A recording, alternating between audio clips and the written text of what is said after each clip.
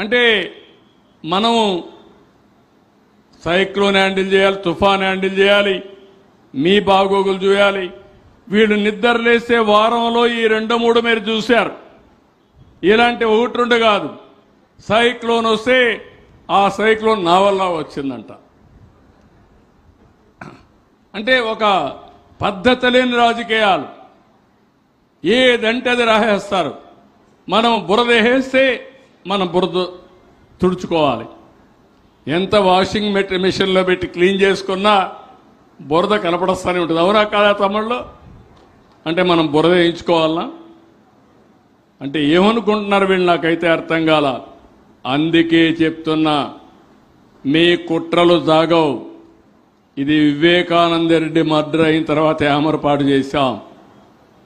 కోడికత్తి drama ఆడి ఆరో సానుభూతి సంపాదించావు. అదే మరి గులకరాయి డ్రామా ఆడావు. ఇంకా డ్రామాల కథ లేదు. సాక్ష్యాధారాలతో సహా టెక్నాలజీ పెట్టా, పదును పెట్టా. నువ్వు నేరం చేయాలంటే నేరస్తులను నేరుగా పట్టుకొని అక్కడనే ఫినిష్ చేస్తాం తప్ప వదిలిపెట్టే సమస్య లేదు. అడుగడుగున నిఘా నేత్రం ఉంటుంది, డ్రోన్ ఉంటుంది, సీసీటీవీ కెమెరాలు ఉంటాయి. ఎవడైనా నేరాలు చేసి అదే చివరి రోజు అవుతుంది తప్ప వదిలిపెట్టే సమస్య లేదు. ప్రజల సేఫ్టీ కంటే ముఖ్యమైనది ప్రభుత్వానికి ఏమీ లేదని చెప్పి కూడా నేను మీకు తెలియజేస్తున్నా. అందుకే నేను మిమ్మల్ని అందరినీ కోరుతున్నా, మీరు కూడా వాస్తవాలు ఆలోచించండి. ఎప్పటికప్పుడు ఇంకా కొంతమందిని చూస్తున్నాను, అమాయకులు ఉన్నారు కాబట్టి ఆ అమాయకుల్ని మోసం చేస్తూ కులం పేరుతో, మతం పేరుతో, ప్రాంతం పేరుతో ఇలాంటి చిల్లర రాజకీయాలు చేసే పరిస్థితికి వస్తున్నారు.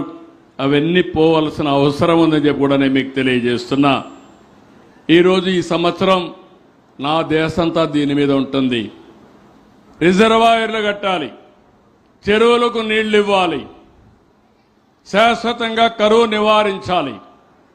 కరువు నివారించి మీకు మెరుగైన జీవితాలు రావాలంటే ఆదాయం పెంచే పంటలకి శ్రీకారం చుట్టాలి. అలాంటి కార్యక్రమాలు చేసినప్పుడు నిన్న మొన్న నేను రివ్యూ చేసి ఆ రోజు పట్టెసీమ తీసుకొచ్చాం. పట్టెసీమ 12 నెలల్లో పూర్తి చేసి కృష్ణా డెల్టాకు నీళ్లు ఇచ్చి అక్కడ మిగిలిన నీళ్లు శ్రీశైలం ద్వారా 100-200 టీఎంసీ నీళ్లు రాయలసీమకు తీసుకొచ్చాం.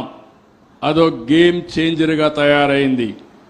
ఈ సంవత్సరం మీరు చూస్తే దగ్గర 8,000 నుంచి 9,000 టీఎంసీ నీళ్లు సముద్రంలోకి పోయినాయి. గోదావరి, కృష్ణ వరదలు వచ్చాయి, అధిక వర్షాలు పడ్డాయి. ఆ నీళ్లన్నీ సముద్రంలోకి పోయే పరిస్థితికి వచ్చింది. ఈ సంవత్సరం ఎక్కడా ఒక్క చెరువు కూడా తెగలేదు. 5 సంవత్సరాలు పరిపాలించిన వ్యక్తులు మీరు చూస్తే అన్నమయ్య ప్రాజెక్టు కొట్టుకొని పోయింది. గుండ్లకమ్మలో గేట్లు పనిచేసే పరిస్థితి లేదు. పులిచింతల గేట్లు పాడైపోయినాయి, గ్రీస్ వేయలేని పరిస్థితి.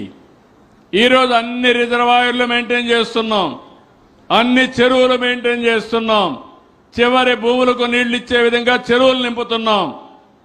95% రిజర్వాయర్లో నీళ్లు కడకల్లాడుతున్నాయంటే అది ఎన్డీఏ ప్రభుత్వం యొక్క సమర్థత అని చెప్పి నేను మీకు తెలియజేస్తున్నా. నీళ్లుంటే ఏదైనా చేయొచ్చు. నీళ్ళు ఒక ఆస్తి. ఆ వాటర్ సెక్యూరిటీ తీసుకొచ్చాం.